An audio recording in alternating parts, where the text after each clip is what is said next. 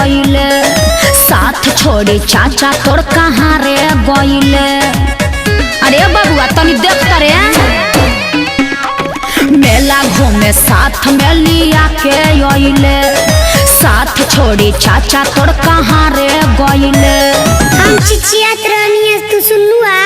अरे का सुने है हाला में कुछ सुनाता का कहताड़ी बबुआ केने बाड़ी हमरो नहीं कहू जा। अरे अब का करी बेटा भोली गायब की पंडाल के भीतर गई रे भोली गायब की पंडाल के भीतर गई रे बेटा मौसी तुम्हारी की धर गई रे बेटा मौसी तुम्हारी की धर गई रे।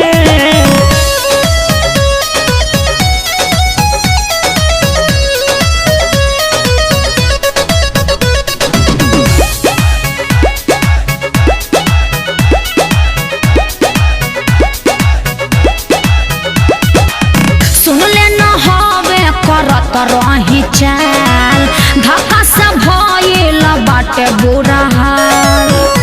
अरे कबे से पसीना से भीग गइल बानी। केने बाड़ू भेजा लोकेशन अपन ना तो कोनो ऐसन बता दो पहचान। ए चाचा पंडाल के बीड़ी बोलावा ना। अरे मैं इजे बनी जहां अनाउंस होता पुलिसिया खड़ा बड़ा सन जाई का चाचा देख के आई। अरे रुक ससुरा उ तो भुलाइल बाड़ी तेहू भुला जइबे देखे जाता रे। गलती भइले हमरा चित्त से उतार गई रे गलती भइले हमरा चित्त से उतार गई रे बेटा मौसी तुम्हारी की धर गई रे बेटा मौसी तुम्हारी की धर गई रे।